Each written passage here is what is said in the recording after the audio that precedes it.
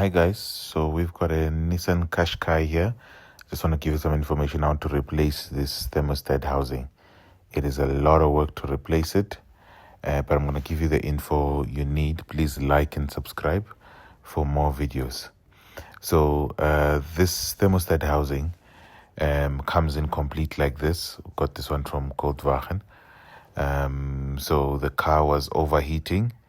When you were accelerating or when it's going uphill, it was overheating very badly and you could not even get to 100 or 120. So you have to remove the throttle body on top of the thingamajig, on top of the intake manifold. And then with the intake manifold, I first remove these nuts that you see here on these studs.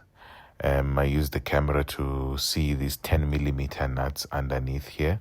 To start with the bottom first, I always start with the most difficult ones to get to. So it was the ones underneath, I remove them, then removed the top ones. And then after I remove the top nuts there, then the intake manifold could come out completely. So it comes out like this with the EGR system here. That I'd remove area on top of the engine that you can see here.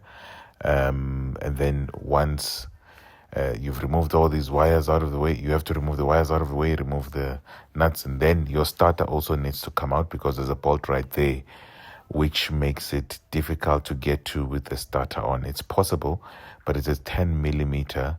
I'm just going to show you here. You put in a 10mm, one of the small ones. Then you put it in there on that nut there. That is to remove the thermostat housing itself, guys. So it's difficult to get to that third bolt. It's got 3 bolts, as you can see. It's difficult to get to that third one, as you can see. So I use an endoscope camera to see these bolts. It's got a lighting option. It's got 2 screens there.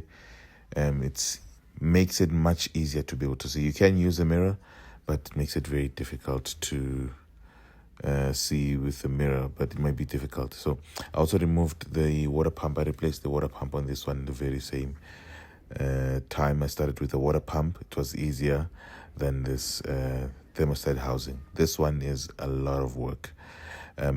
Also, what I wanted to point out is that you can change just the inserts. If you had the thermostat itself, then this is what the thermostat itself looks like. As you can see, it's got this guy, and this is the thermostat, and there's a spring that comes with it. So it goes right in there. So it's possible to just remove those 3 bolts, and then it just goes into this housing right here. And then you can be able to just, without avoiding all of this, just to remove only the thermostat and replace that.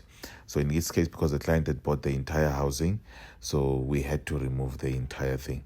But these bolts make it difficult. So also wanted to show you this.